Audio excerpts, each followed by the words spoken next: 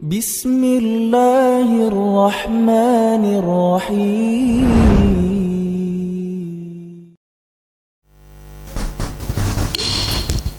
السلام عليكم ورحمة الله وبركاته. إن الحمد لله نحمده ونستعينه ونستغفره ونعوذ بالله من شرور أنفسنا وسيئات أعمالنا من يهده الله فلا مضل له ومن يضلل فلا هادي له أشهد أن لا إله إلا الله وحده لا شريك له وأشهد أن محمدا عبده ورسوله وصفيه وخليله اللهم صل وسلم على نبينا وحبيبنا وقدوتنا محمد وعلى آله وأصحابه ومن تبع هداه إلى يوم الدين أما بعد.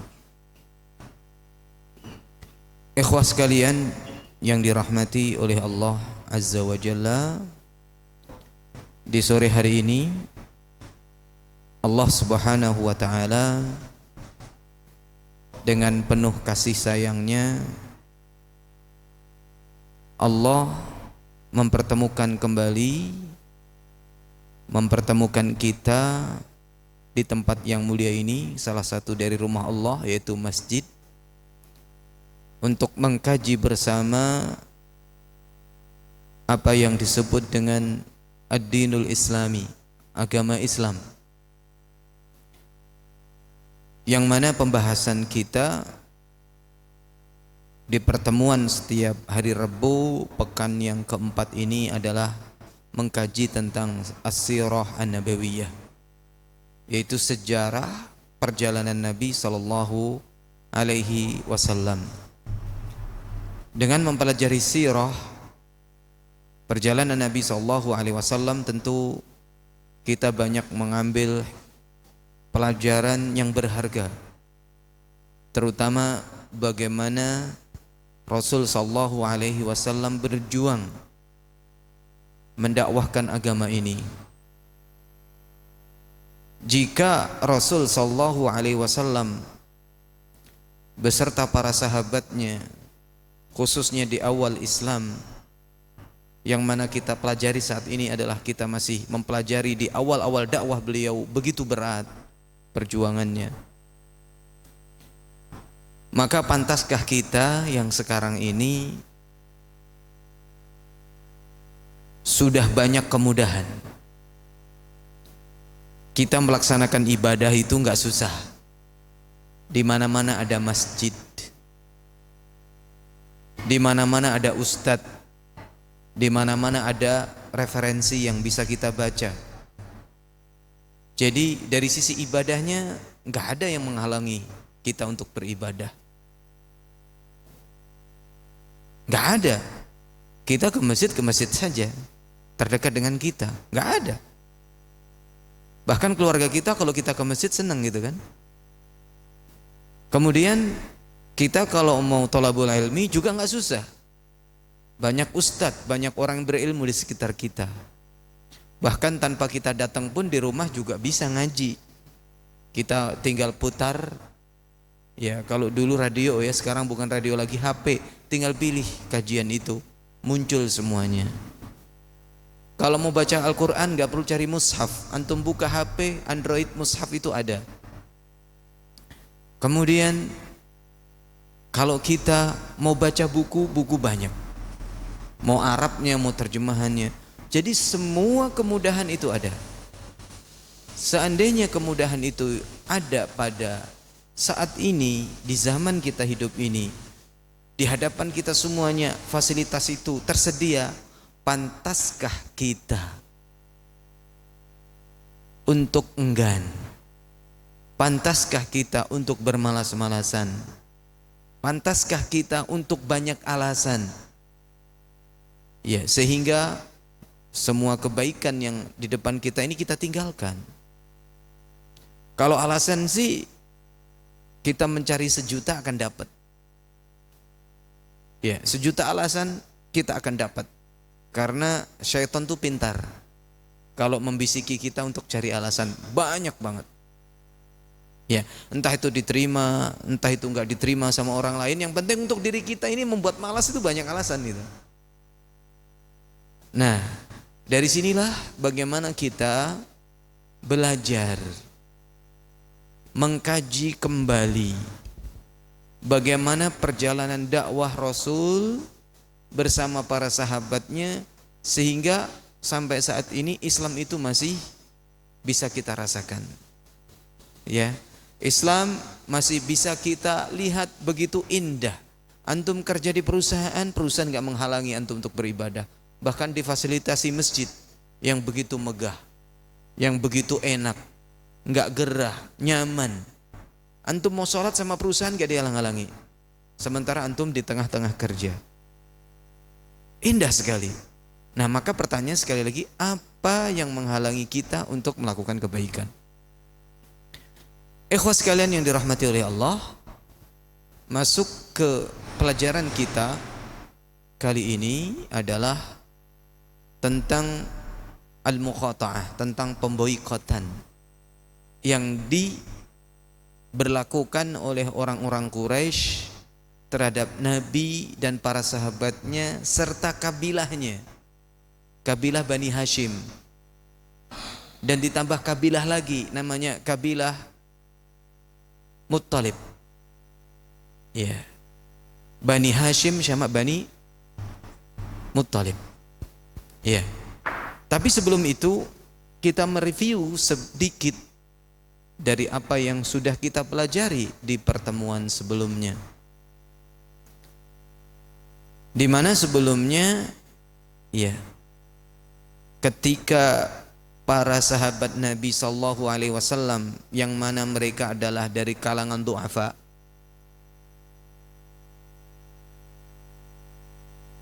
kemudian juga diperkuat dengan masuknya Umar bin Al-Khattab kepada Islam, Hamzah bin Abdul Muttalib kepada Islam, kemudian Abu Bakar dan yang lainnya masuk Islam yang disebut dengan as-sabiqun al-awwalun, ya, Ali bin Abi Thalib. Di sana ada orang-orang du'afa dari kalangan siapa? Budak.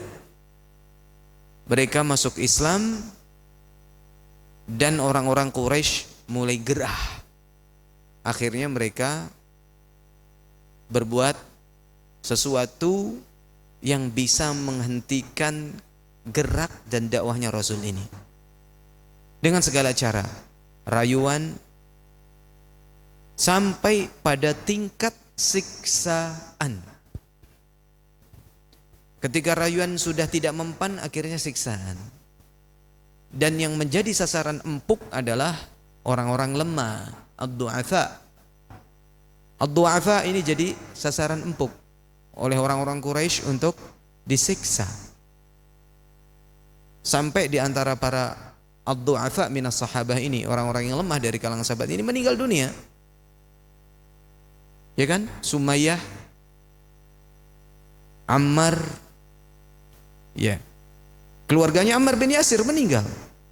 Ya kan? Sumayyah, seorang ibu, seorang wanita yang syahid di jalan Allah, dibunuh, kemudian wal'iyadzubillah ditusuk kemaluannya sehingga beliau mendapatkan gelar wanita yang syahid pertama kali di dalam Islam. Coba kesabarannya seperti apa gitu. Apakah kita mau melangkah ke masjid harus berjuang seperti itu? Kan enggak juga. Ya kan?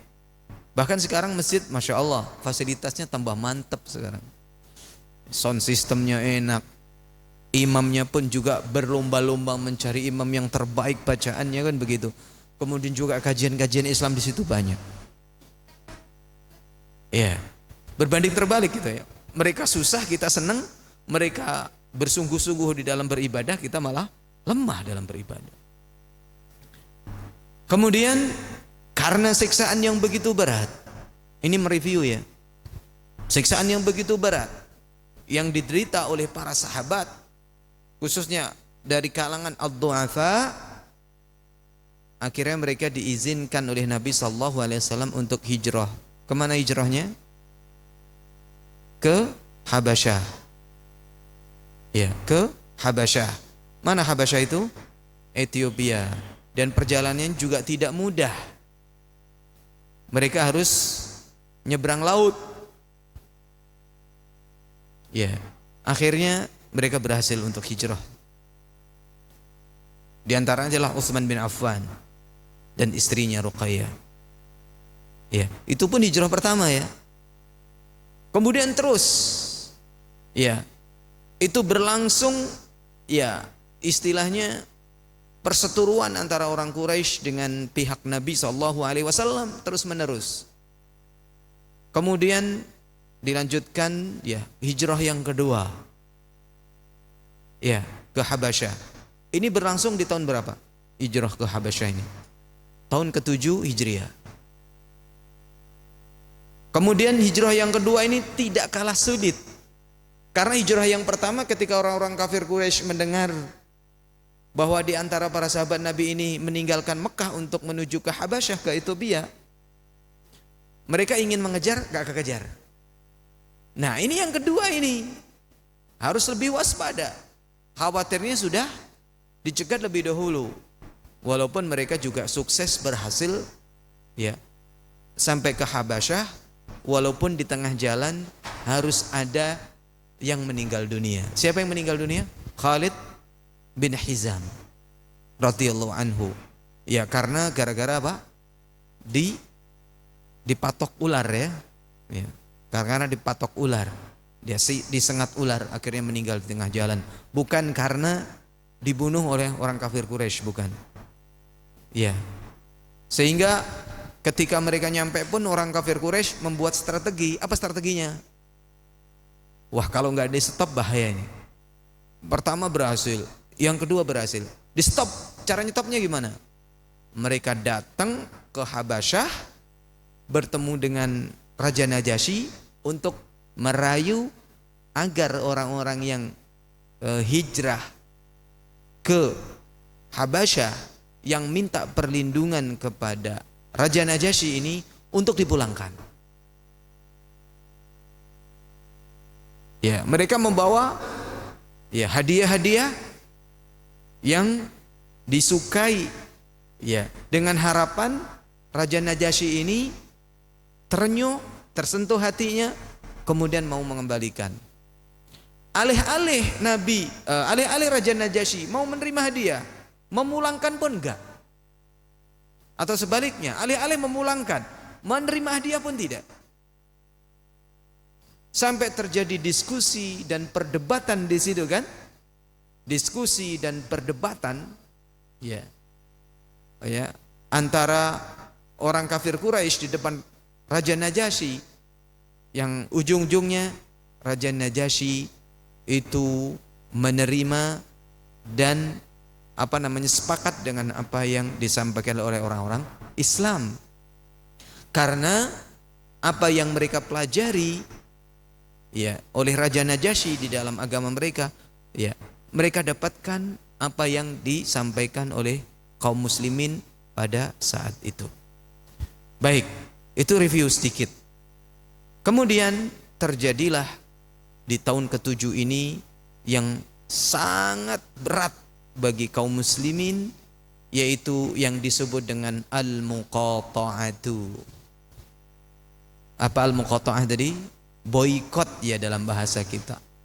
Baik, kita baca terlebih dahulu teksnya ya. Ya, teks dari Sirah Nabawiyah ini ya, karya Syekh Musa bin Rashid Al-Azmi atau Al-Azimi ya, dalam kitabnya Al-Lu'lu' Al-Maknun fi Siratin Nabil Ma'mun. Kemudian beliau meringkasnya dalam beberapa lembaran-lembaran ya. Bukan beberapa, banyak juga ya lembarannya di sini. Ya, ini merupakan ringkasan dari kitab beliau tadi. Kita baca dulu ya. Masing-masing ada ya tentunya di depannya karena sudah kita gandakan. Qala al-muallif, pengarang mengatakan, lamma ra'at Quraisyun anna amrul islami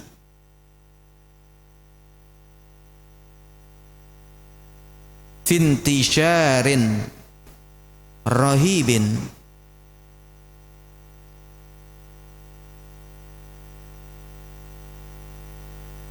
Ijtama'at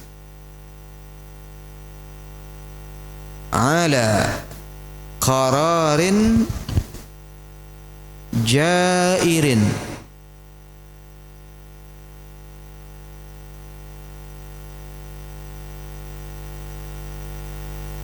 wa zalimin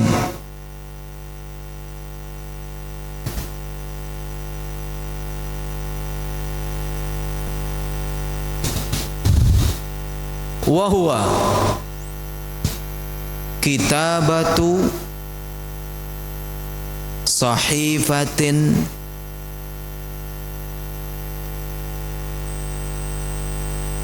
bimuqata'ati bani Hashimin wa bani al-Muttalib.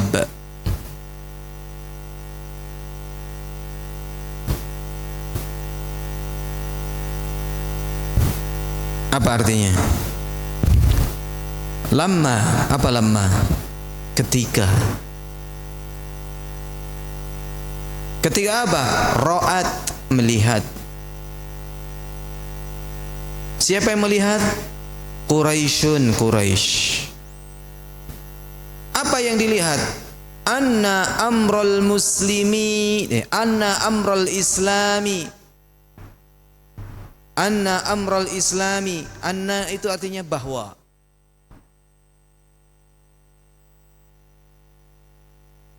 Amral islami, perkara Islam.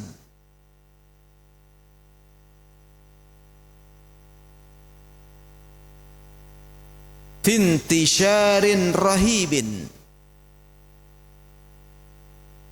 dalam penyebaran yang luar biasa.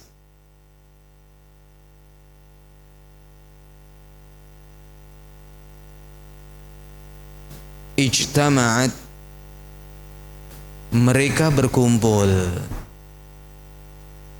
bersepakat, ala qararin, di atas keputusan,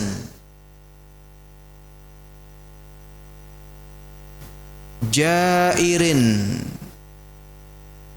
lalim, lalim ya, apa lalim? Ya, jalim, ya. Wa zalimin, dan zalim, sama, jair, zalim, sama. Apa keputusan yang jair dan zalim itu? Keputusan yang zalim itu, wahwa kitabatu, yaitu, wahwa yaitu kitabatu sahifatin, menulis lembar, menulis lembar. Sahifah itu lembar ya. Lembar apa itu? Lembar kesepakatan. Yang dimaksud dengan lembar ini lembar kesepakatan. Untuk apa? Bimuqata'ati, menulis lembar kesepakatan bimuqata'ati, untuk memboikot Bani Hashimin, ya, kabilah Bani Hashim, wa Bani al-Muttalib, dan kabilah Bani al-Muttalib. Berarti ini tahapan yang sangat berat banget ya. Dulu disiksa, kemudian dirayu, disiksa, nggak mempan. Yang hijrah diusir, nggak mempan. Dipulangkan, maksudnya yang hijrah dipulangkan, suruh pulang, nggak bisa.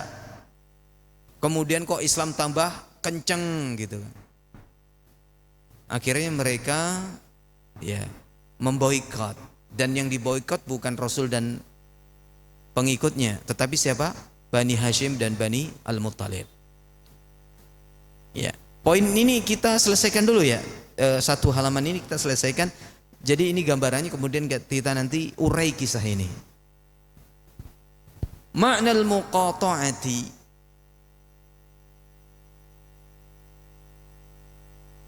Ma'nal muqata'ati. Apa arti ma'nal muqata'ati? Makna ya makna ya. Makna dalam bahasa kita juga makna. Makna al-muqata'ah. Makna al-muqata'ah atau makna boykot adalah la yashtari minhum ahadun. La itu tidak. Tidak apa? Yashtari, membeli. Minhum, dari mereka. Ahadun, seorang pun.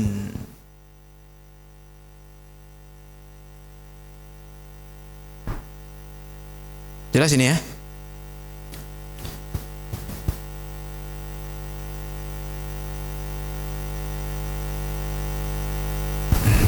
Wala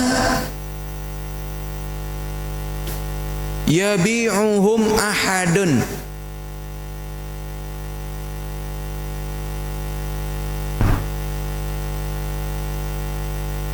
Wala yabi'uhum ahadun. Apa arti wala yabi'uhum ahadun? Wala, dan tidak, yabi'uhum, menjual kepada mereka, ahadun, seorang pun. Tidak membeli dan juga tidak menjual. Boykot. Yang sekarang lagi diboykot siapa? Saudara-saudara kita di Gaza. Iya, di Gaza. Iya. Mereka tidak bisa untuk apapun. Iya. Ya. Di Gaza itu diboykot betul. Ya, tidak bisa apa-apa, kelaparan mereka. Bantuan juga nggak bisa masuk. Wala yujalisuna.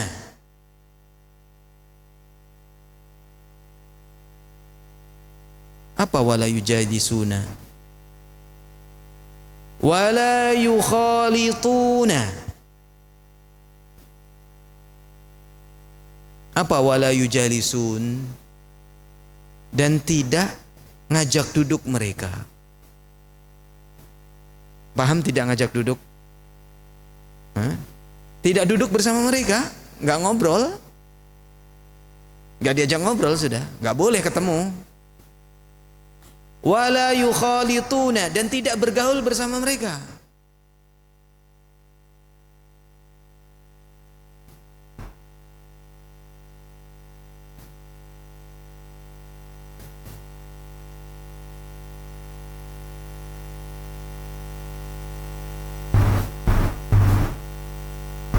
Wala, apalagi walanya di sini. Wala yutazawwaju minhum.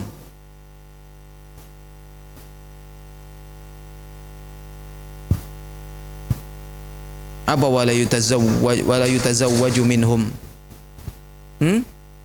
Ya, tidak menikah dengan mereka.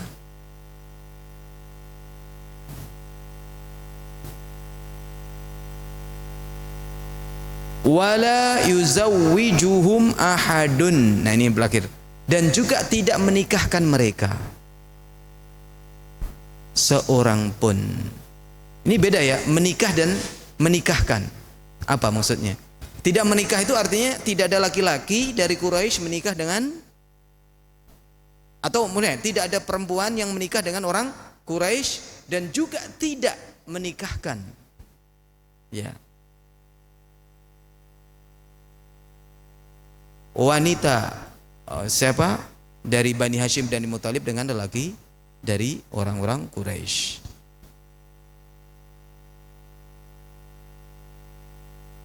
Bisa dipahami ya?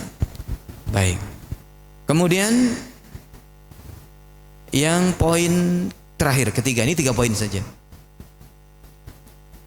Tajamma'a Banu al-Muttalibi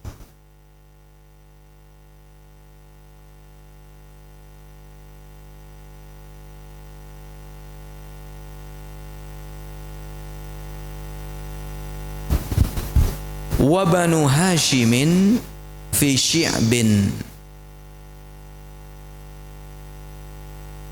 Tajamma'a Banul Muttalibi wa banu Hashimin fi syi'bin. Apa arti tajamma'a? Berkumpullah. Siapa yang berkumpul? Banul Muttalib. Ya. Banu Muttalib. Kabilah Bani Muttalib. Wa banu Hashimin, dan kabilah Bani Hashim, fi syi'bin, di sebuah lembah.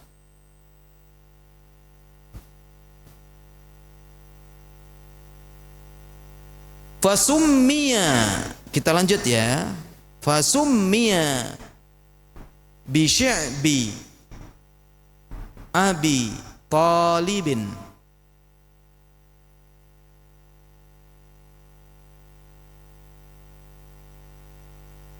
Fasummiya, kemudian dinamai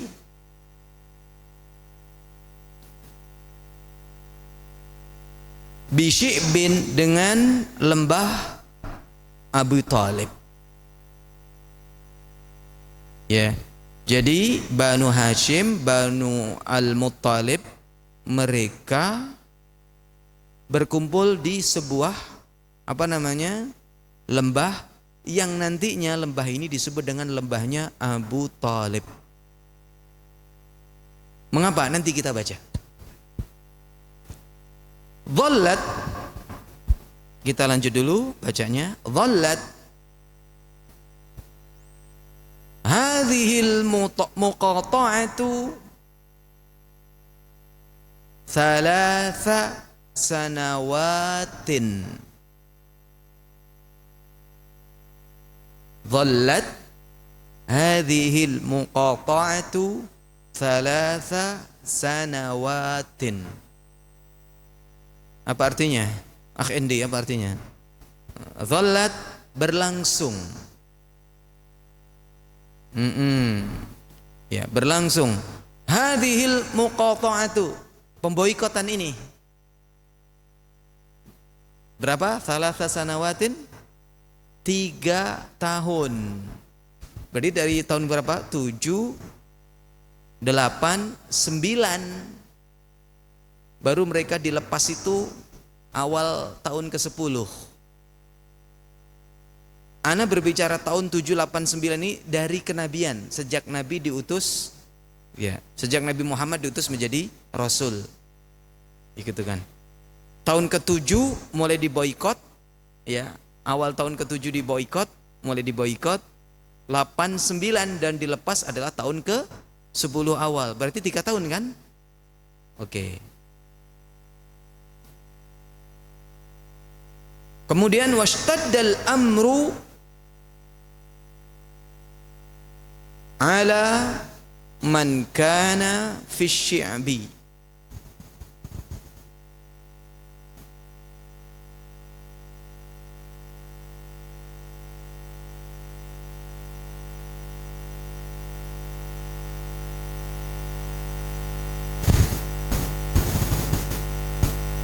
Al-ju'u wal-'atashu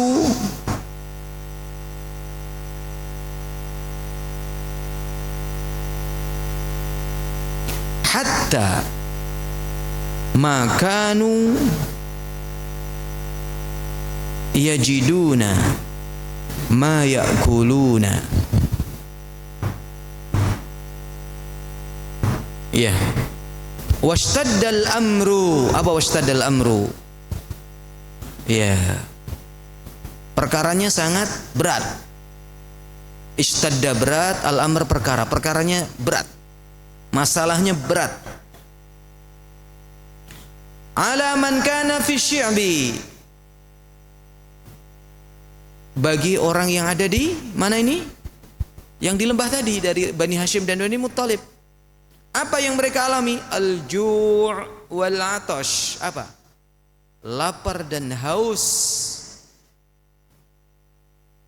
Hatta makanu, sehingga mereka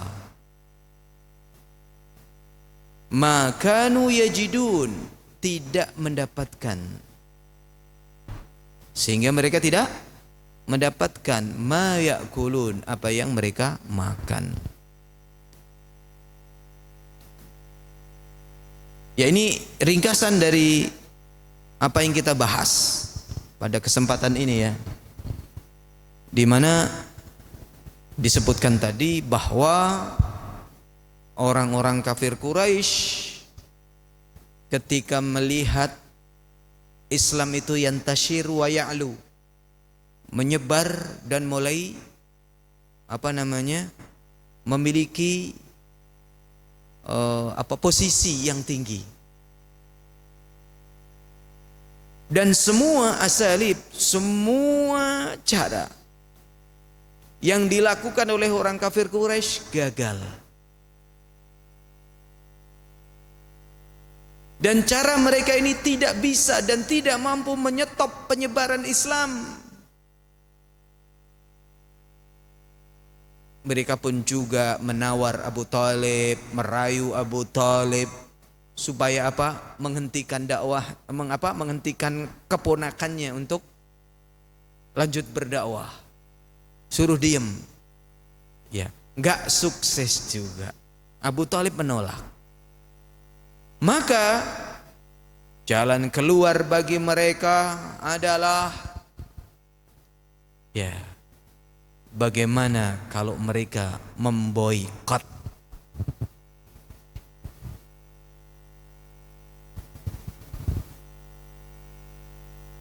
Ya. Rencana pemboikotan ini pun semakin gencar. Apalagi di antara mereka sudah mulai sadar akan kemajuan Islam ini. Semakin banyaknya yang masuk Islam, bahkan orang yang meninggalkan Mekah pun untuk menuju kemana? Ke Habasyah pun juga mereka aman. Gimana ini? Ketika Raja Najasyi dirayu pun juga gagal. Sehingga mereka tidak ada jalan keluar kecuali mereka semakin kencang rencana mereka untuk sepakat memboikot. Dan yang diboikot bukan Nabi Muhammad dan pengikutnya saja, tapi yang diboikot adalah dua kabilah besar, di mana dua kabilah ini adalah dua kabilah yang sangat terhormat, dan mereka adalah dua kabilah ini bersaudara, antara kabilah Bani Muthalib dan Bani Hashim. Ya, Bani Muthalib disebut dengan Bani Muthalib itu keturunan Muthalib gitu kan. Kemudian disebut dengan Bani Hashim adalah keturunan Hashim. Nabi itu dari keturunannya Hashim. Nabi Muhammad dari keturunannya Hashim. Antara Muthalib sama Hashim ini satu orang tua. Muthalib menjadi sebuah kabilah, Hashim menjadi sebuah kabilah. Karena kedua kabilah ini memiliki kekerabatan, maka supaya mereka sukses di dalam memboikot, dua kabilah ini akan diboikot.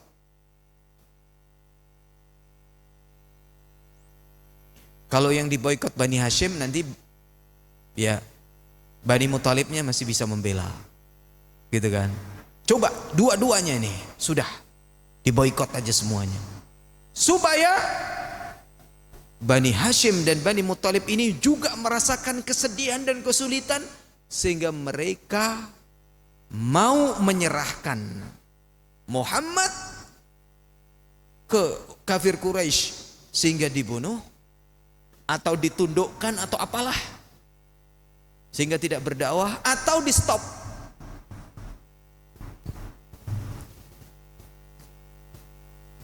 Coba kalau di kita nih, misalkan ada orang yang berdakwah di sebuah tempat yang di situ dakwahnya ditolak, kemudian terjadilah pemboikotan, dan yang diboikot bukan pendakwah itu saja dan anak istrinya, bukan, tetapi yang diboikot siapa? Seluruh anggota keluarganya. orang tuanya, pamannya, sepupunya semuanya. Kira-kira akan terjadi gejolak nggak di keluarga itu? Kayaknya kalau zaman sekarang terjadi itu akan bergejolak. Bisa jadi paman-pamannya merayu supaya udahlah nak, kamu nggak usah ini. Bapaknya pun sudahlah nak, sudahlah kamu tega ke ayahmu, pokoknya. Ternyata tidak seperti itu yang terjadi.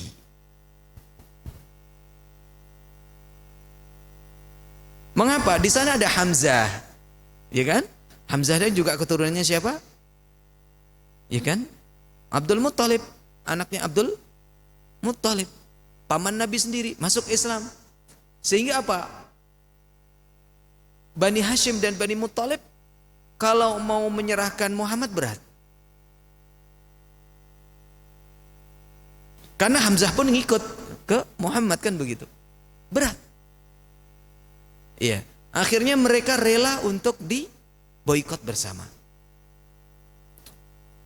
Dan mereka menulis pemboikotan ini dalam sebuah lembaran, dan lembarannya ini mereka gantungkan di dalam Ka'bah. Untuk apa? Untuk menunjukkan bahwasanya mereka ini serius nih. Janji mereka untuk memboikot Bani Hashim dan Bani Muttalib ini serius, nih ditulis digantung dah. Karena orang Quraisy saat itu sangat memuliakan Ka'bah kan begitu. Mereka pun bertawaf di Ka'bah. Dan mereka pun juga beribadah ke patung-patung mereka juga di Ka'bah. Karena di sekitar Ka'bah ini banyak patung dan berhala. Karena sisa-sisa milah Ibrahim itu masih ada. Ya, sisa-sisa ajaran Nabi Ibrahim itu masih ada.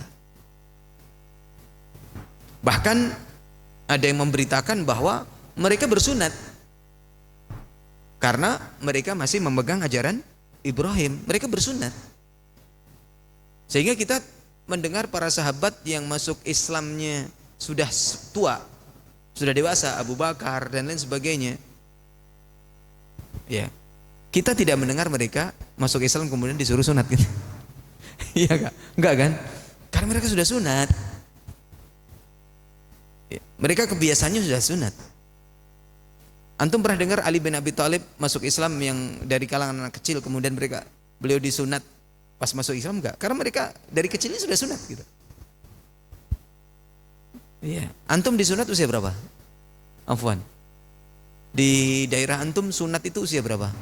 Di masa antum 10 tahun, kelas 6 SMP. Ada nggak yang disunat kecil? Tabu. Antum TK. Waktu antum loh ya, zaman antum TK sudah ada yang disunat. Bagus tuh. Sunda biasanya. Oh ya Sunda. Ahlu Sunda wal Jamaah. Ya, itu kalangan Sunda itu. Kalau di daerah Jawa Timur dan Jawa Tengah disunat usia segitu itu usia TK itu kaget. Rata-rata disunat itu akhir SD atau awal SMP. Anak dulu awal SMP disunat. Ketika anak nunyatin anak-anak, ketika mereka usia 4 tahun, 5 tahun, TK, saya beritakan ke ibu saya, kaget. Hah, tega banget, menyunatkan anaknya masih kecil. Itu kebiasaan di kampung ana, gitu. Di kampung antum beda ya, di kalangan Sunda, Jawa Barat ya. Mengapa menyunatkan masa kecil? Karena anak tahu ya tidak ada larangan sunat ketika kecil dari sisi syar'i. Yang kedua, ya istri saya orang Sunda, ya ibunya anak orang Sunda. Jadi di Sunda itu mengkhitankan anak ya di usia-usia segitu. Ya, jadi kita wajar aja. Dan ketika anak segitu sudah tahu sunat ternyata, dan mereka berani, tidak ada masalah. Gitu. Telat-telatnya ya SD kelas 1 lah, itu telat-telatnya gitu. Iya enggak? SD kelas 4, kelas 5 itu udah malu. Belum di kita udah malu. Iya, di kita belum itu. Di Jawa Timur, Jawa Tengah belum. Gak tahu kalau sekarang udah berubah. Itu di masa kita. Makanya anak-anaknya masa antum. Kalau masa sekarang anak gak tahu gitu kan. Termasuk anak sendiri ke anak-anak saya sudah berubah. Iya. Di dalam lembaran yang tertulis kesepakatan mereka untuk memboikot tadi yang disebutkan di awal. Tidak membeli, tidak menjual, tidak duduk bersama mereka, tidak bergaul bersama mereka.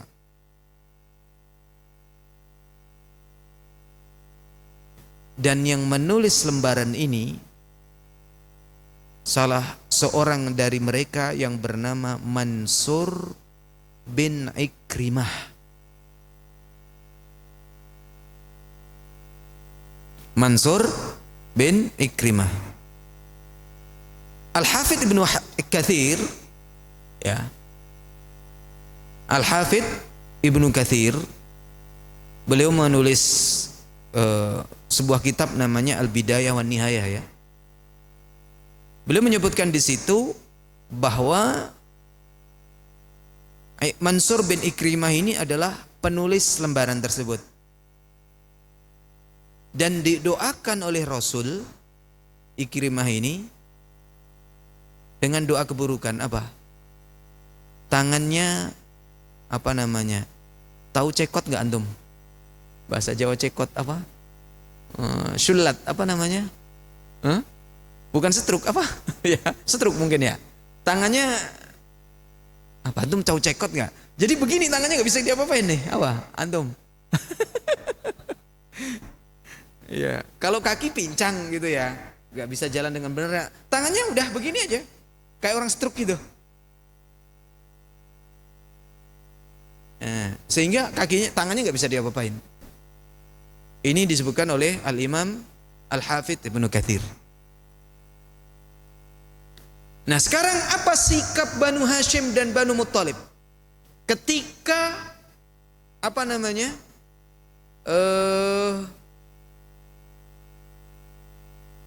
keluar keputusan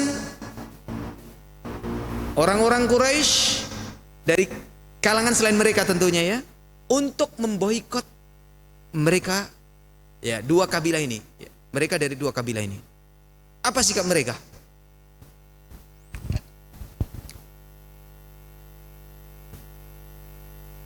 Mereka, ya, dengan dipandu oleh Abu Talib, dengan begitu gagah berani, mereka sepakat untuk melindungi Rasul sallallahu alaihi wasallam. Abu Talib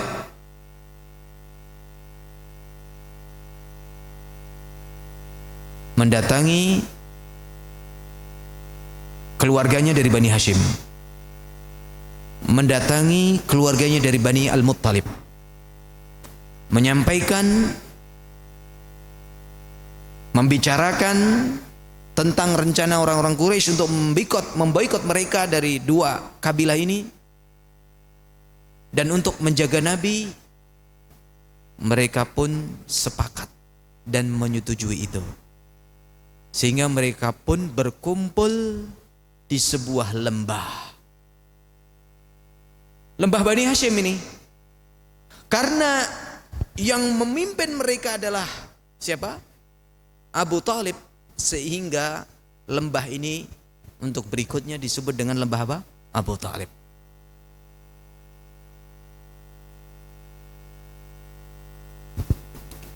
Dan tentu apakah semuanya sudah masuk Islam? Kan belum kan tadi. Yang masuk Islam kan beberapa saja. Iya enggak? Jadi semua Banu Hashim dan Banu Muttalib ini, mereka walaupun tidak masuk Islam atau belum masuk Islam, otomatis statusnya apa?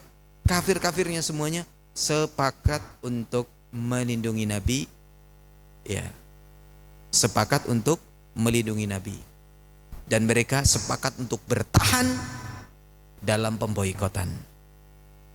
Masya Allah, nggak sembarangan ternyata, ya.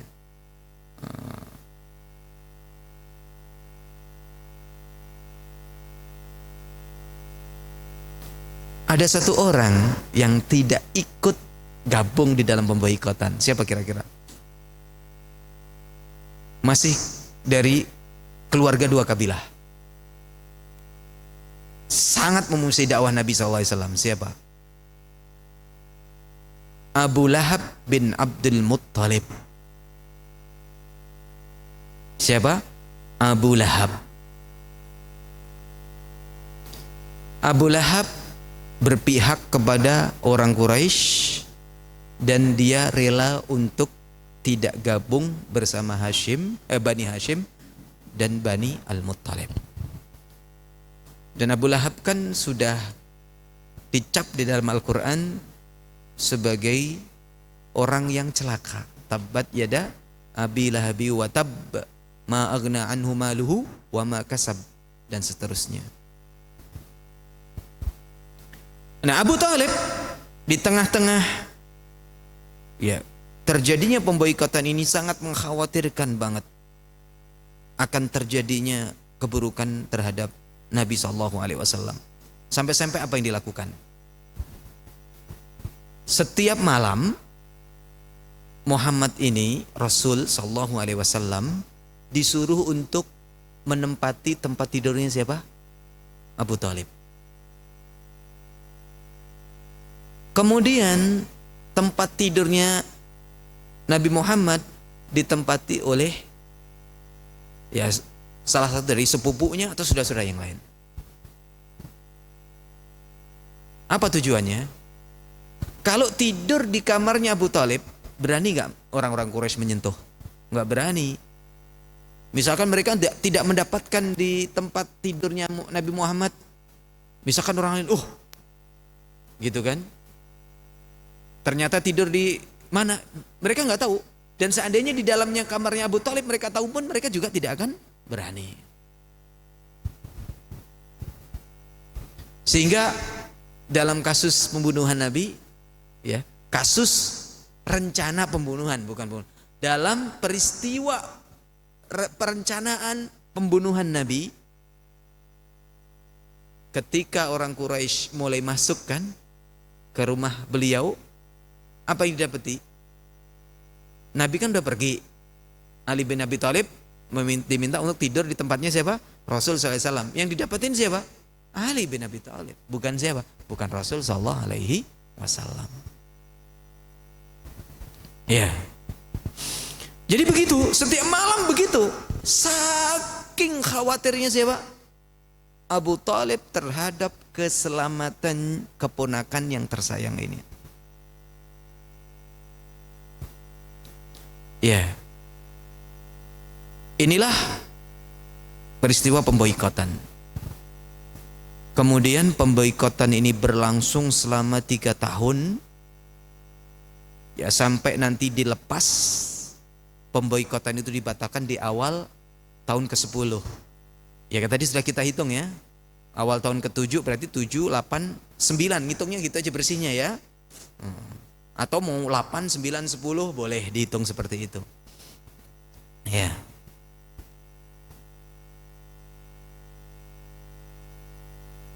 Sehingga 3 tahun itu bukan waktu yang sebentar. Perang Gaza udah ada setahun belum? Penyerangan terhadap Gaza. Al-Udwan As-Sahyuni Al-Israeli ala Gaza, Qita' Gaza. Sudah berapa tahun? 1 tahun kan? 1 tahun. Betul? 1 tahun lebih. Iya. Kita lihat. Allahul Musta'an. Allahumma dammir al-Yahud. Allahumma dammir wa shattit syamlahum. Ya. Waj'al al-adawata fima bainahum. Al-adawata wal baghdha. Ya. Ya Allah, hancurkanlah orang Yahudi. Ya. Pecah belahlah persatuan mereka dan jadikan permusuhan sesama mereka. Ya. Oke. Dan 3 tahun yang begitu menyedihkan, Ya, sampai-sampai ya gimana ya? Tidak ada satupun yang bisa masuk ke mana ini? Ke lembah tempat berkumpulnya Banu Hashim dan Banu Muthalib ini, nggak ada yang bisa. Setiap yang datang dihalang-halangi. Kalau ada orang yang jual, bawa barang di dagangan untuk dijual ke mereka, sudah dicegat. Sudah dicegat, jangan sampai ke mereka gitu. Ya. Ada ketika ada orang yang membawa barang dagangan. Ya, dicegatlah oleh siapa? Abu Jahal. Ya, kamu mau jual berapa? Jual sekian, saya membeli 3 kali lipat. Akhirnya jadi nggak barang dagangan masuk? Nggak jadi. Bahkan mereka sepakat pokoknya kalau pengen jual ke mereka, mahalkan semahal-mahalnya. Gitu. Ghalu ala ashabi Muhammad, mahalkan. Kalau seandainya mau jualan, mahalkan. Akhirnya mereka tidak bisa untuk membeli, walaupun punya duit, terbatas duitnya kan, nggak mampu, nggak nyampe harganya. Paling cuman beli sekali 2 kali udah habis.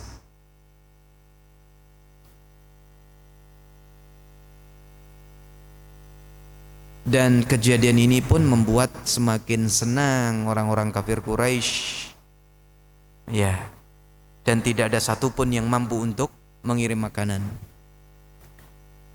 Walaupun ada juga yang berusaha mengirim makanan kepada mereka di mana mereka itu memiliki hubungan baik dulunya, gitu. Ada yang mengirim itu pun sembunyi-sembunyi. Ya, sembunyi-sembunyi. Ya. Agar tidak ketahuan. Iya. Bahwa mereka itu membawa makanan. Di antara yang sembunyi-sembunyi membawa makanan ke mereka itu Hakim bin Hizam. Siapa Hakim bin Hizam itu?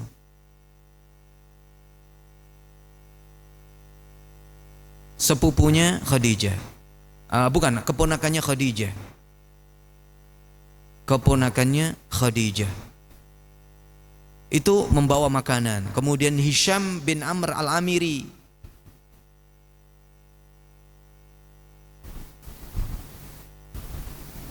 Caranya gimana? Unta dikasih dibawain makanan. Kemudian setelah agak dekat, sembunyi-sembunyi, setelah agak dekat itu diarahkan ke sono, suruh jalan sendiri, dilepas. Jadi nggak ketahuan siapa yang bawa.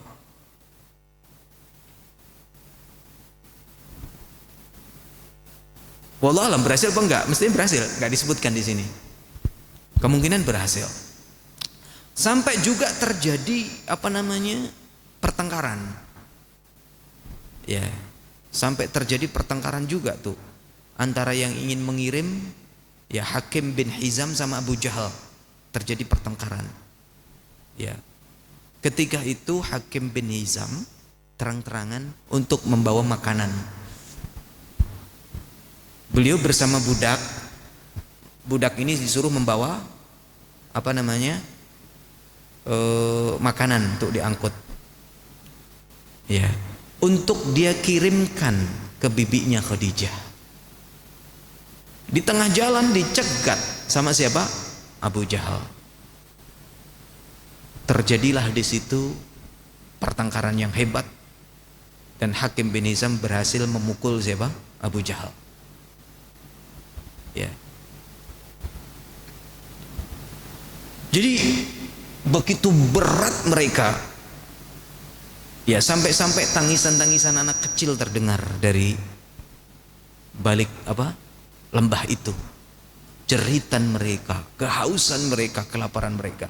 Sampai diceritakan bagaimana kelaparan dan kehausan mereka itu, mereka memakan apapun yang ada, survive.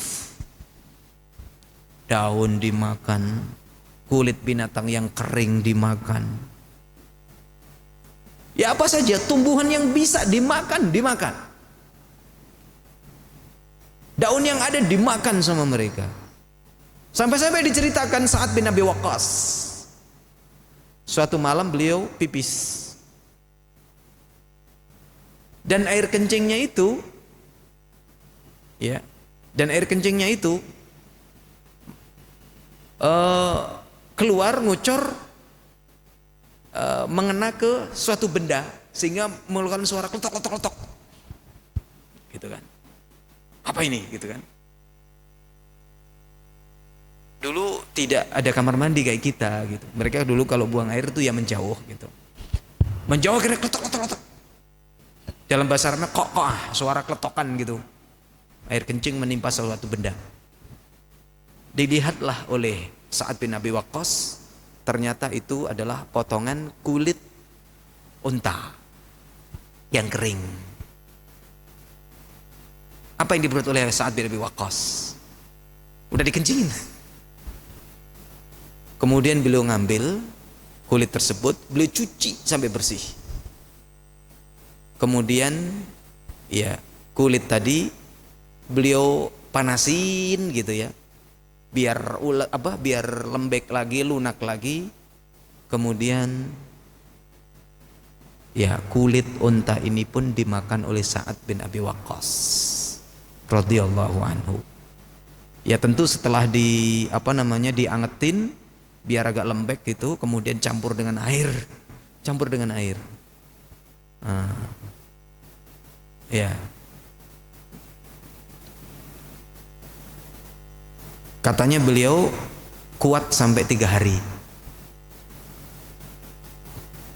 Sampai jadi makannya bisa kuat sampai 3 hari itu.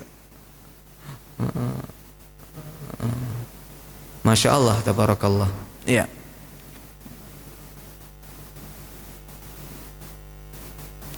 Kemudian ya ini di antara cerita-cerita yang terjadi ketika para sahabat Nabi SAW bersama siapa? Bani Hashim dan Bani Muttalib itu mereka dibaiqat. Di sini ada namanya Abul Bukhturi. Abul Bukhturi juga berusaha untuk mengirim makanan. Ya. Untuk mengirim makanan. Abul Bukhturi ini ya, sehingga beliau ya juga termasuk orang yang bertemu dengan Abu Jahal dan tadi bermusuhan dan sampai juga berantem. Nah, di masa-masa pemboikotan ini lahirlah salah seorang sahabat yang terkenal. Di masa pemboikotan lahir. Siapa?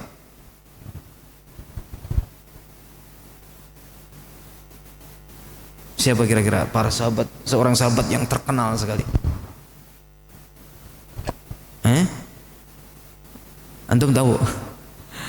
Ya. Ini pun sudah masuk ke slide berikutnya sebenarnya ya. Tapi nggak apa-apa. Ya. Karena juga sudah mau maghrib ya. Ya. Ya, lahir di tengah-tengah pemboikotan ini salah seorang sahabat yang terkenal yaitu Abdullah bin Abbas. Ya, Abdullah bin Abbas yang terkenal dengan Habrul Ummah dan Turjumanil Quran, yang ahli tafsir. Ya, yang ahli tafsir. Jadi ketika beliau lahir, Rasul sudah diangkat ya menjadi nabi dan dakwah sudah berjalan kurang lebih 7 sampai 8 tahun gitu kan. Sehingga ketika hijrah nabawiyah itu beliau usianya masih bocah, masih anak-anak. Sehingga beliau meriwayatkan hadis-hadis Nabi SAW itu masih anak-anak. Anggap aja lahirnya beliau di tahun ke-8 misalnya. Nabi meninggal usia berapa?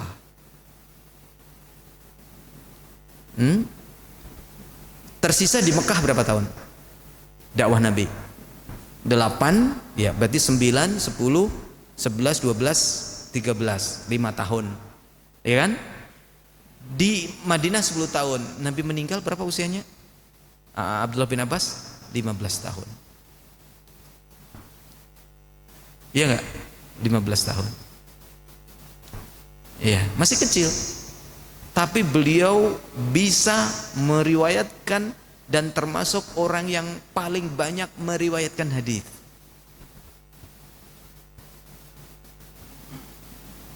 Makanya sekarang anak nggak setuju dengan teori barat yang mengatakan udahlah TK itu banyak mainnya, masa-masa bermain, kemudian SD itu fase ini enggak.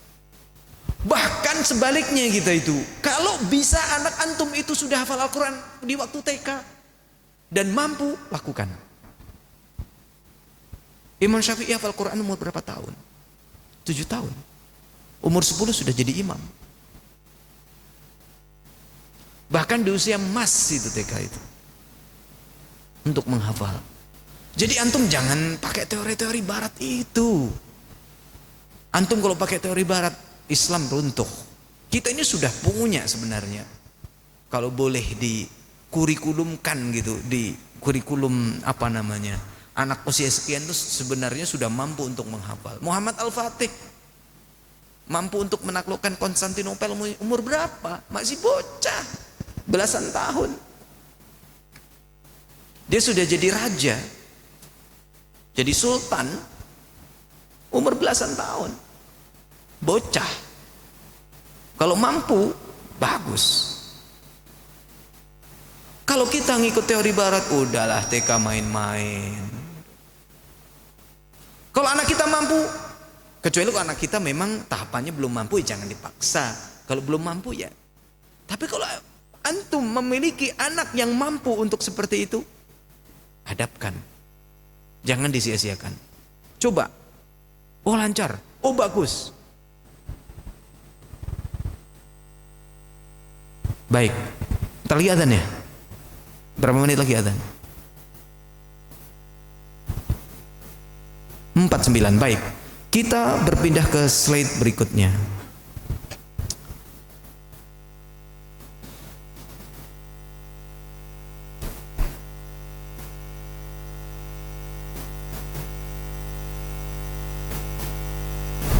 Ya ini slide ke berapa? Ke 18 ya.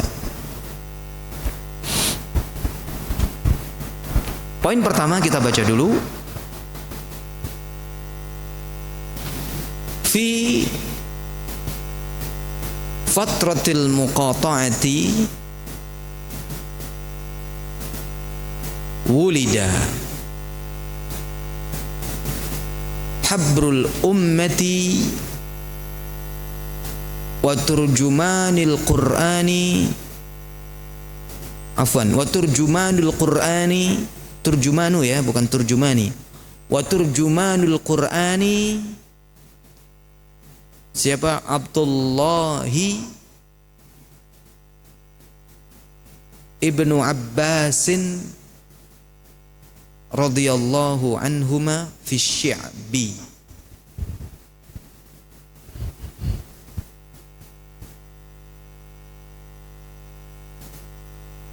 Apa artinya? Fi fatratil muqata'ati, di masa pemboikotan. Fi di fatrah masa, al muqata'ati pemboikotan. Wulida habrul ummati, lahirlah seseorang yang juluki dengan habrul ummah, ulamanya umat. Wa turjumanul Qur'an, dan seorang penafsir Al-Qur'an, penerjemah Al-Qur'an, penerjemah ini penafsir Al-Qur'an. Siapa? Abdullahi atau Abdullahi bin ya Abbasin, Abdullah bin Abbas.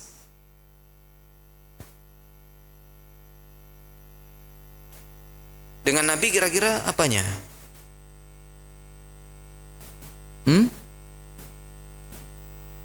Abbas siapanya? Paman. Kalau punya anak namanya siapa? Abdullah. Berarti apanya? Sepupu. Sepupu. Bingung ya? Kita masih bingung sepupu.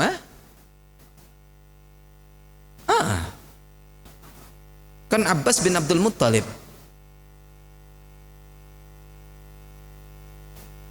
Iya kan? Ya, Abbas bin Abdul Muttalib pamannya Nabi. Ya, ya. Abdullah bin Abbas berarti sepupunya. Lahir. Radhiyallahu anhuma fi sya'bi. Ya. Semoga Allah meridhoi keduanya. Yang dimaksud dengan keduanya itu siapa? Abdullahnya dan Abbasnya. Jadi kalau Abdullah bin Abbas itu dua-duanya kan, biasanya orang Arab itu kan menyebut anak dan bapak gitu ya. Apabila anak dan bapaknya dua-duanya masuk Islam, maka kita menyebutnya apa? Radhiyallahu anhuma. Kalau yang masuk Islamnya cuma satu, anaknya doang, maka itu radhiyallahu anhu. Maka Abu Hurairah radhiyallahu anhu, Umar bin Al-Khattab radhiyallahu anhu, Ali bin Abi Thalib radhiyallahu anhu, Hamzah bin Abdul Muttalib radhiyallahu anhu, kan begitu ya. Ya, mengapa disebut dengan habrul ummah, ulamanya umat? Mengapa? Ya karena beliau ya ulamanya ilmunya, dan ini adalah barokah dari doanya Nabi Shallallahu Alaihi Wasallam ketika Nabi mendoakan Abdullah bin Abbas dengan doanya Allahumma allimhu Allahumma faqihu fid din wa alimhu ta'wil. Ya Allah, pahamkan dia tentang agama dan ajarkan kepadanya takwil, tafsir Al-Qur'an. Ya. Sehingga beliau termasuk ulama dari kalangan para sahabat yang banyak meriwayatkan hadis, dan di masa hidupnya pun, di masa sahabat ya, masa tabi'in, beliau menjadi rujukan juga dalam ilmu. Muridnya juga banyak ya, murid-muridnya juga banyak, sehingga disebut habrul ummah ya.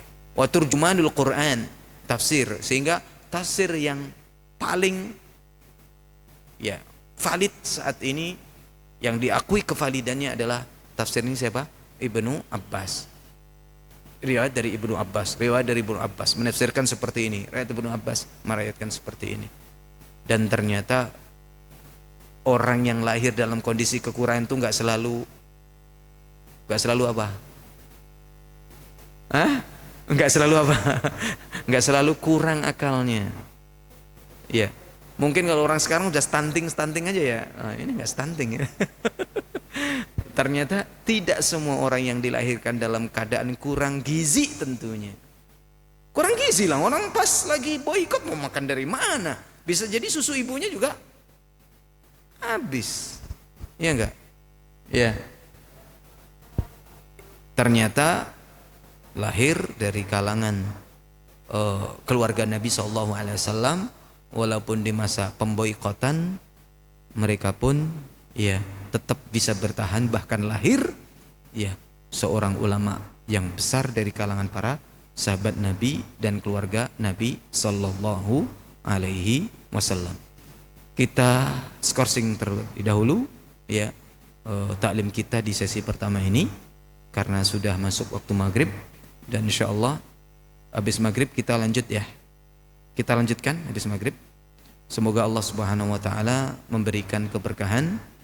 Semoga Allah Subhanahu Wa Taala memberikan ilmu, dan semoga Allah Subhanahu Wa Taala memberikan manfaat dari ilmu yang kita pelajari. Allah manfa'na bima 'allamtana wa 'allimna ma yanfa'una wa zidna ilma. Wa sallallahu ala nabiyyina Muhammadin wa ala alihi wa sahbihi ajma'in. Wa akhiru da'wana anil hamdulillahi rabbil alamin. Wassalamu alaikum warahmatullahi wabarakatuh. Taib. Assalamualaikum warahmatullahi wabarakatuh. Alhamdulillah wassalatu wassalamu ala Rasulillah wa ala alihi wa sahbihi wa man walah wa ba'd. Kita lanjutkan ya sesi kedua ini, di mana kita tadi sudah memulai poin yang kedua, yang pertama, afwan.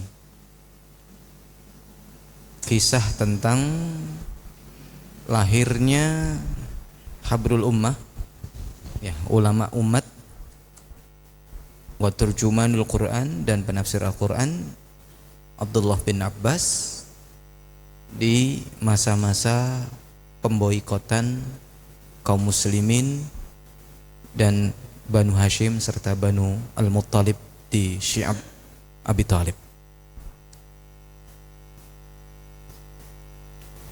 Tentang Ibnu Abbas ini, Al-Imam Az-Zahabi mengatakan huwa habrul ummah. Beliau adalah ulamanya umat ini. Wa faqihul asr. Orang yang sangat faqih. Faqih itu paham betul terhadap agama.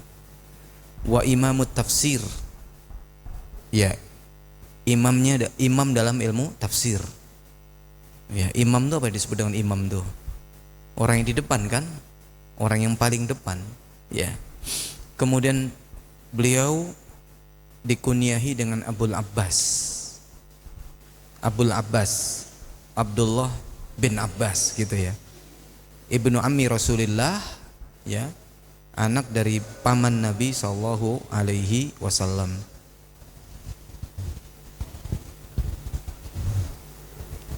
Beliau selalu menyertai Nabi selama 30 bulan. Betul, lahirnya adalah di masa-masa diboikotnya ya kaum muslimin saat itu. Ya sekitar tahun 7 atau ke-8. Ya. Tetapi beliau membersamai Nabi ya itu selama 30 bulan. Berapa tahun? 2,5 tahun. Namun begitu beliau banyak meriwayatkan hadis. Di sini juga disebutkan ciri-ciri fisiknya, wasiman jamilan, madidal qamati mahiban, kamilal aqli, zakiyan nafsi min rijalil kamal. Beliau itu cakep mukanya. Cakep. Ya, jamil, bagus. Madid al-qamah, ya tinggi. Kemudian wibawa, akalnya cerdas, jiwanya bersih. Iya. Jadi Al-Imam Az-Zahabi di sini ya menjelaskan bukan sekedar dari sisi bagaimana keilmuan beliau dan jabatan atau posisi beliau di dalam keilmuan, tetapi beliau juga menjelaskan tentang ciri fisiknya. Ganteng, udah ganteng, pintar, soleh, insyaallah. Beliau meninggal di tahun ke-68 Hijriah. Berarti usia beliau lumayan ya, 68 ya. Ya, Nabi berapa? 63. Kadang orang bercandanya kalau melebihi 63 bonus katanya. Ya kan kalau umur nggak ada sunnahnya karena semuanya sudah diatur oleh Allah. Adanya sunnahnya sunnah kauniyah, bukan sunnah syar'iyah tentunya. Ya kan? Beliau meninggal di Taif, di kota Taif di umur 60 di tahun ke-68 Hijriah. Ya, 68 Hijriah. Ya. Berapa usianya?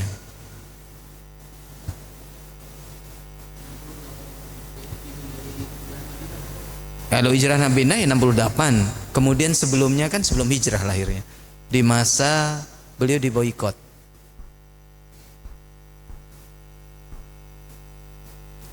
Gampangnya ke-7, tahun ke-7. 7, 8, 9, 10, 11, 12, 13. 5 ditambah 68. Berapa? 70 berapa? 73. Masya Allah. Cukup umur yang bukan cukup, umur yang begitu, Masya Allah ya. Ya. Dengan ilmu beliau ya diberikan umur panjang sehingga banyak murid-murid yang juga menjadi para tabi'in yang berilmu juga. Taib. Berikutnya ya.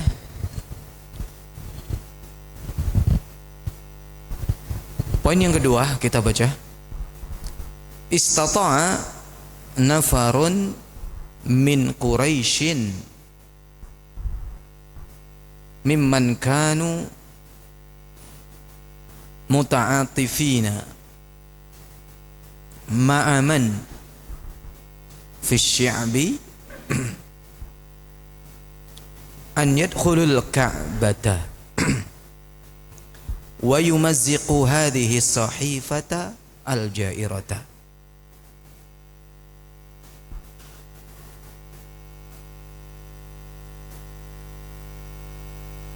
Apa istata'a?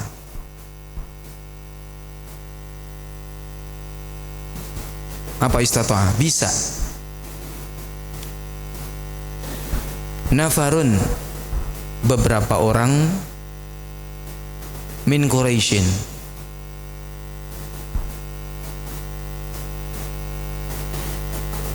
ada beberapa orang dari Quraisy yang bisa, gitu ya. Bisa apa? Ntar dulu, ini ingin dijelaskan siapa mereka orang-orang ini.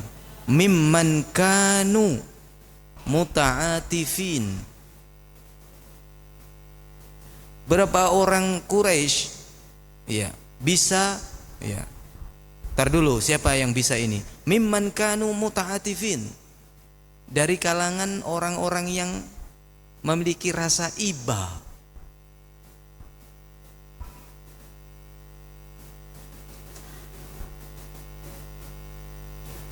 Ma'aman fis sya'bi, terhadap orang-orang yang di lembah yang sedang diboikot. Bisa dipahami nih? Nah, bisa apa ini? Bisa apa?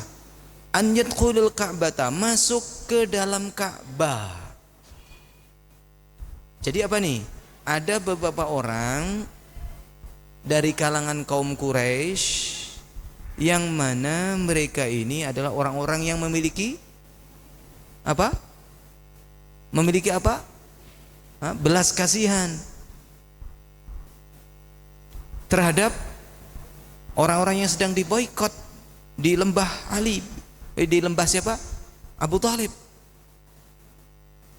Ya, mereka bisa masuk ke dalam Ka'bah. Wa yumazziqu hadhihi sahifata al-ja'irata, kemudian menyobek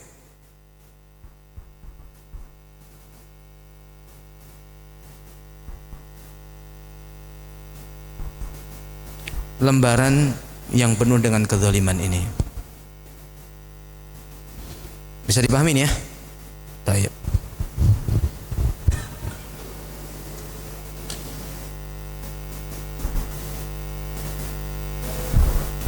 Tolim. Baik. Jadi di sana ada orang dari kalangan Quraisy ternyata nggak tega juga gitu loh. Kasihan 3 tahun, bayangkan. Banu Hashim, Banul Muttalib, mereka orang manusia. Ada anak kecil, nggak tega. Maka orang-orang yang belas kasihan ini pun tergerak hatinya untuk membatalkan kesepakatan tersebut. Siapa yang memprakarsainya? Diprakarsai oleh seseorang bernama Hisham bin Amr bin Rabi'ah. Hisham bin Amr bin Rabi'ah. Gimana caranya? Hisham bin Amr ini, beliaunya sendiri memang punya kekerabatan dengan kabilah Bani Hashim, dan beliau sendiri orang yang sangat terhormat di kalangan mereka, sehingga hati kecilnya ternyata berbicara lain, ya, membisiki bahwa apa yang diperbuat oleh kaum Quraisy itu tidak benar dan merupakan kezaliman. Akhirnya dia tergerak hatinya untuk mengajak orang lain ya agar membatalkan perjanjian itu. Hisham datang ke salah seorang dari kalangan tokoh Quraisy yang bernama Zuhair bin Abi Umayyah.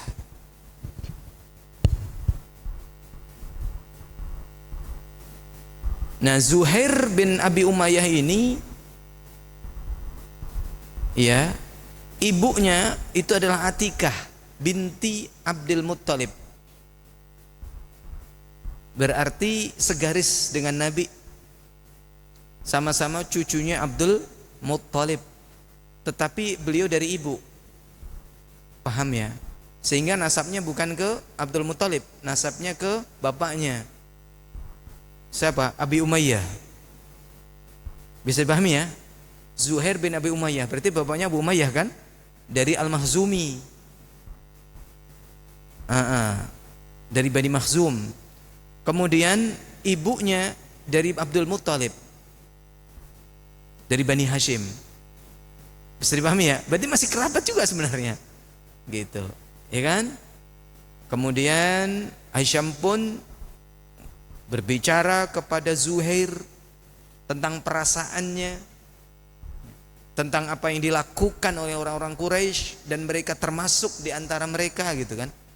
Ya, mereka berdua ini termasuk orang-orang yang awalnya adalah orang-orang yang setuju dengan perbuatan ini. Itu akhirnya tergerak, diceritakan ya.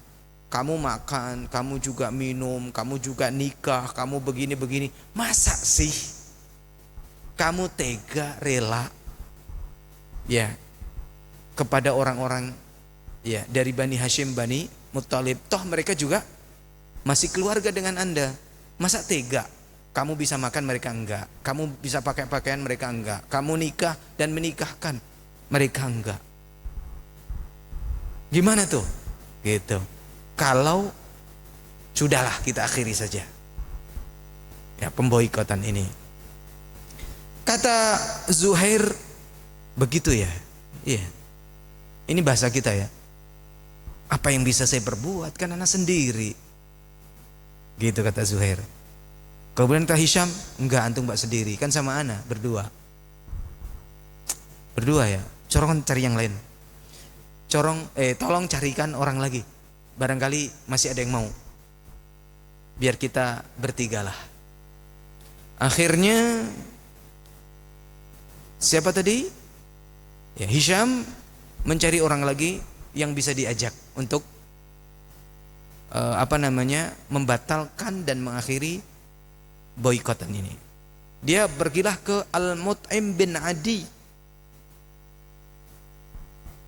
dengan penyampaian yang sama, dengan bahasa yang di situ agar hati kecil Al-Mut'im bin Adi ini berbicara, sadar, gitu kan? Ya, jadi alam bawah sadarnya dibuka ini sama siapa tadi? Hisham. Dan sama Al-Mut'im bin Adi ya dijawab dengan jawaban yang sama dari Zuhair tadi. Gitu ya, gitu. Cuman kalau saya sendiri, saya mau bisa berbuat apa? Kata si Hisham, ya kita enggak berdua kok, kita sudah bertiga. Ana gitu kan, bahasa kita. Kemudian Zuhair dan antum. Kata Mut'im kata si Hisham. Kemudian apa jawab Mut'im? Begitu, boleh. Tapi bisa nggak cari orang lain lagi? Nambah dong. Akhirnya datanglah Hisham ini. Hisham itu sendiri. Nggak bawa yuk kita bareng-bareng, enggak, sendiri aja. Ke Abil Bukhturi bin Hisham, orang lain lagi. Nah, kemudian ceritalah seperti apa yang disampaikan ke orang-orang sebelumnya, sehingga Abul Bukhturi pun menerima. Jawabannya sama, mau ngapain saya sendiri? Enggak. Ya, enggak. Kita sudah berapa? Berempat. Kita sudah berempat nih. Siapa tadi? Hisham, Zuhair, Al-Mut'im bin Adi, kemudian Abul Bukhturi bin Hisham, 4. Kata Abul Bukhturi, bisa nggak nyari lagi? 5 orang dong gitu. Ya. Hisham mencari siapa kira-kira? Dia datang ke Zam'ah bin Al-Aswad bin Al-Muttalib.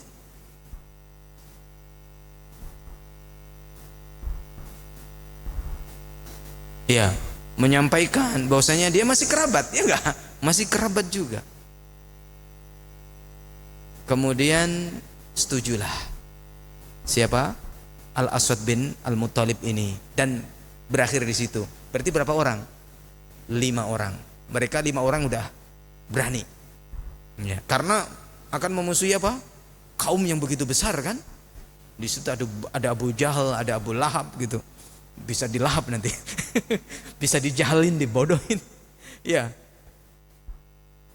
Akhirnya mereka pun sepakat untuk berkumpul di sebuah bukit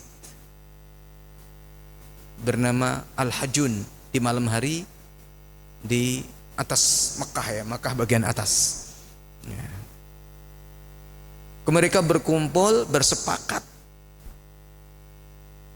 untuk menyampaikan keinginan mereka kepada orang-orang Quraisy bahwa pemboikotan ini tidak layak untuk dilanjutkan, disudahi saja. Sehingga Zuhair mengatakan, ya udah, saya yang pertama kali berbicara. Jadi ini untuk besok harinya gitu. Saya pertama kali. Saya akan ngomong dan kalian nanti silahkan untuk melanjutkan pembicaraan saya. Akhirnya mereka pun pergi ke Ka'bah untuk bertawaf 7 kali di besok harinya, di esokan harinya. Dan Zuhair mulai menyampaikan apa yang dia inginkan di hadapan orang-orang. Ya ahla Makkah, anakulu ta'am wa nalbasu thiyab wa banu Hashim halka la yubayu'an wa la yubta'u minhum wallahi la aqudu hatta tushaqqa hadhihi sahifatul qati'atu adh-dhalimah. Kata Zuhair, wahai penduduk Mekah, kita makan, kita berpakaian, sedangkan Bani Hashim hancur mereka. La yuba'un wa la yubta'u minhum. Mereka tidak bisa membeli dan mereka tidak bisa menjual.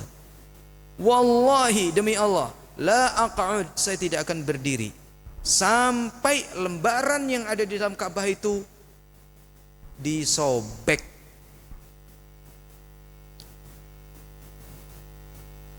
Abu Jahal laknatullah alaih. Itu yang paling dahsyat ya. Tadi ada orang mau jual ke orang Bani Hashim bin Bani Walid, ditahan, bahkan dibeli gitu. Duit dia banyak. Ya, duit dia banyak. Bahkan ketika sudah hijrah pun Abu Jahal tuh menguasain rumah-rumah kaum muslimin yang ditinggalin tuh. Diambilin semua harta-hartanya, dikuasain semuanya. Iya. Abu Jahal laknatullah ini ada saat itu di salah satu pinggir dari Masjidil Haram. Apa katanya? Kadzabta wallahi la tushaqqu. Kata Abu Jahal, dusta. Gak akan, kamu dusta, kamu bohong. Tidak akan pernah kertas ini akan sobek atau disobek. Siapa teman-temannya tadi ya? Ya. Hisham, terus ayo sebutin Hisham. Zuhair kan sudah ngomong. Hisham, Abul Bukhturi, Al-Mut'im, Zam'ah. Betul? Oke. Zam'ah bin Al-Aswad ngomong, anta wallahi akdzab. Abu Jahal, kamu yang berdusta. Ma radina kitabaha haitsu kutibat. Kami tidak ridho dengan apa yang ditulis di lembaran itu. Setelah Abul Aswad ngomong, Zam'ah bin Al-Aswad ngomong, Abul Bukhturi bicara juga. Shadaqa Zam'ah, betul Zam'ah. La nardha ma kutiba fiha wa la nuqirru bihi. ridho dengan apa yang tertulis di lembaran itu, dan kami tidak pernah memutuskan itu. Kemudian berdiri siapa yang belum? Al-Mut'im bin Adi. Sodaktuma, kalian berdua benar. Wa kadzaba man qala ghairu dzalik. Dan orang yang ngomong itu adalah dusta. Nabra'u ilallahi minha, kami berlepas diri. Wa mimma kutiba fiha, dan apa yang dituliskan. Kemudian Hisham juga ngomong yang sama. Lengkaplah 5 orang ini dan kompak. Apa jawaban Abu Jahal? Ada amrun qudiya bilailin tusyuwira fihi fi ghairi hadzal makan. Kayaknya ini perkara yang sudah kalian sepakati tadi malam ya. Sudah kalian musyawarahkan ya, bukan di tempat ini. Kata Abu Jahal. Ya. Berakhirlah. Ya. Usaha siapa namanya? Usaha siapa? Mereka ini untuk menyobek. Tapi di sini tidak dijelaskan apakah benar-benar nyobek. Tetapi kalau kita kembali ke ini, dikatakan mampu untuk menyobek. Anggaplah disobek, tetapi belum batal. Anggaplah sobek, tapi belum batal. Karena di sana ada riwayat yang lain menyampaikan begini, yang ini tidak disebutkan, bahwa Nabi Sallallahu Alaihi Wasallam diberitahu oleh Allah Subhanahu wa taala bahwa kertas yang ditempelkan di dalam itu dimakan oleh rayap.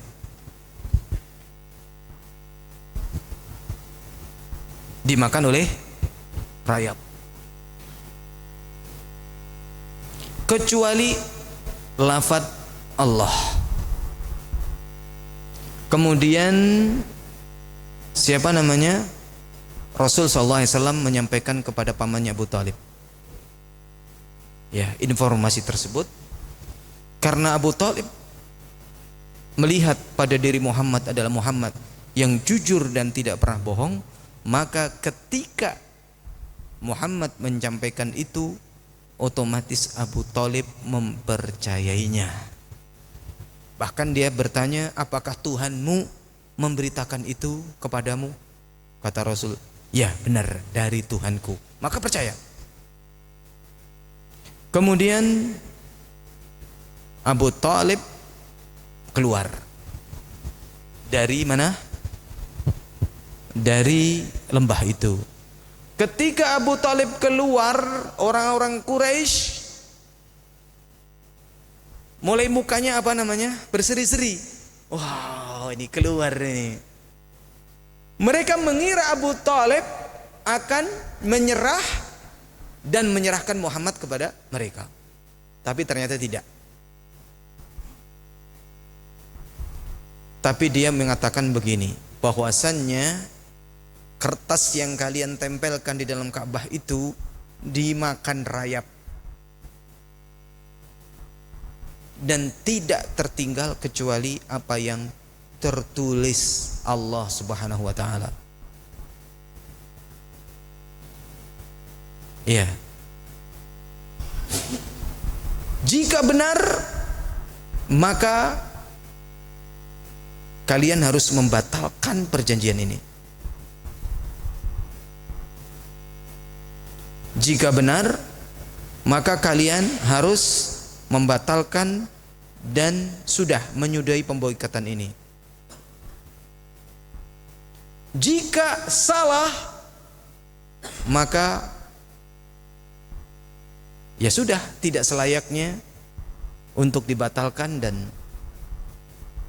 artinya ya sebuah kedustaan saja, dan pemboikotan bisa dilanjutkan. Maka orang Quraisy mengambil lembaran atau masuk ke Ka'bah, ingin berusaha melihat ternyata betul apa yang dikatakan oleh Abu Talib. Kemudian baru di sini menyobeknya, bukan tadi, baru di sini dijelaskan. Kemudian Al-Ummin bin Adi masuk ke dalam Ka'bah, kemudian menyobek kertas yang tersisa. Mut'im bin Adi menyobek kertas yang tersisa. Kemudian karena sudah dimakan rayap dan bahkan sudah disobek,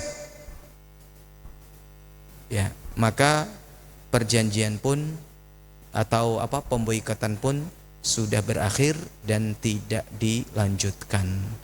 Dan ini terjadi pada awal tahun ke-10 dari diutusnya Nabi sallallahu alaihi wasallam. Dan dari situlah Banu Hashim, Banu Abdul Muttalib atau Bani Al-Muttalib keluar dari lembah ini, dan mereka hidup seperti sedia kala dan kembali ke rumah mereka masing-masing. Kemudian setelah ini ya ada kejadian yang menyedihkan seperti meninggalnya Abu Talib, ya. Kemudian nanti dilanjutkan dengan meninggalnya Khadijah, sehingga di tahun 10 ini disebut dengan Amul Huzni, tahun kesedihan, ya. Nah, ketika masa-masa sakitnya Abu Talib, di masa-masa sakitnya Abu Talib, ya, sebelum meninggal dunianya Abu Talib, orang-orang merayu supaya Abu Talib ini sudahlah, ya, berhenti dari membela Muhammad, dan akhirnya Muhammad pun dipanggil, ya. Jadi orang-orang Quraisy datang, termasuk diantara Abu Jahal datang, ya, untuk merayu supaya udah jangan dilanjutkan, toh kamu juga sudah sakit, sudah tua, sudah ini begitu. Masa sih mau melanjutkan juga? Apa yang menjadi pembelaanmu kepada Muhammad? Kemudian dipanggillah Muhammad. Kemudian Abu Talib bertanya, wahai keponakanku, apa yang kamu inginkan? Sementara kamu lihat para tokoh-tokoh Quraisy ini datang ke saya. Sekarang kamu bicaralah, apa yang kamu ingin ngomong-ngomongan. Pada saat itu ya, saking bencinya Abu Jahal kepada Muhammad ini, antara Abu Jahal dengan siapa? Abu Talib itu cuman satu jarak, bisa untuk duduk satu orang, ya. Nah, ketika melihat Muhammad masuk, Abu Jahal langsung pindah mendekat ke Abu Talib. Mengapa? Abu Jahal takut kalau nanti Rasul duduk di situ, kemudian mendekat ke Abu Talib nanti tumbuh lagi rasa sayangnya kepada Muhammad, sehingga menolak tawaran. Nah, maka Rasul pun dari depan pintu berbicara, saya akan minta satu kalimat saja. Kata Abu Jahal, 10 juga nggak apa-apa, silakan. Jangankan 1, 10 saya turutin. Kata Rasul, uridu kalimatan wahidah, saya menginginkan satu kata saja. Tadinu lahum bihal arab wa tuaddi ilaihimul ajamul jizyah. Saya menginginkan dari mereka orang-orang Quraisy ini satu kalimat saja. Dan satu kalimat ini dipegang oleh orang Arab. Dan dengan satu kalimat ini orang-orang nanti akan membayar jizyah kepada orang Arab. Paham maksudnya? Kalau kalimat la ilaha illallah ini dipegang, artinya mereka masuk Islam dan perkasa Islamnya dan kuat Islamnya, maka orang-orang kafir bisa bisa ditaklukkan. Negara-negara orang kafir yang tidak masuk Islam kan, negara yang tidak masuk Islam dan ditaklukkan, akhirnya mereka membayar jizyah. Kata Abu Talib, kalimah wahidah, cuman satu kata itu saja, gitu, ya. Dan itu diulangi sama Rasul SAW, ya, kalimat. Apa kalimatnya? Kalimat tersebut adalah taquluna la ilaha illallah, kalian mengucapkan la ilaha illallah, wa takhla'una ma ta'buduna min duni, kemudian kalian meninggalkan sesembahan yang lain selain Allah Subhanahu wa ta'ala. Akhirnya ketika mendengar ini, siapa? Mereka mengatakan begini, "Hei Muhammad, gimana kamu ini? Apakah kamu akan menjadikan Tuhan-Tuhan yang banyak ini cuma satu Tuhan? Aneh kalian ini."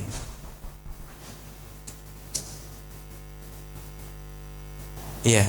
Kemudian mereka pun ngobrol, ya udah kalau begitu, memang kalian gak berhasil nih merayu siapa? Abu Thalib untuk bisa meninggalkan Muhammad dan tidak membantu serta melindungi Muhammad. Udahlah, udah hari ini kita akhiri. Akhirnya mereka nggak sukses juga. Datang lagi sampai di akhir hayat Nabi di akhir hayatnya siapa? Abu Thalib. Abu Jahal datang lagi. Antara Muhammad sama Abu Jahal, dan orang-orang yang saat ini bersama Abu Jahal itu rebutan. Kata Rasul, "Ya am, wahai pamanku, qul la ilaha illallah uhajjulaka biha indallah." Wahai pamanku, katakan la ilaha illallah. Di mana dengan la ilaha illallah nanti saya punya hujjah, punya alasan untuk menyelamatkan Anda dari neraka. Kata Abu Jahal apa? Enggak, kamu masa melupakan agama nenek moyang kita? Masa kamu menaikkan? Nabi mengatakan lagi la ilaha illallah, katakan wahai paman. Abu Jahal, enggak, masa kamu meninggalkan agama nenek moyang kita? Sehingga berakhir Abu Thalib meninggal dunia dalam kondisi tidak masuk Islam. Sehingga Nabi Muhammad pada itu sedih,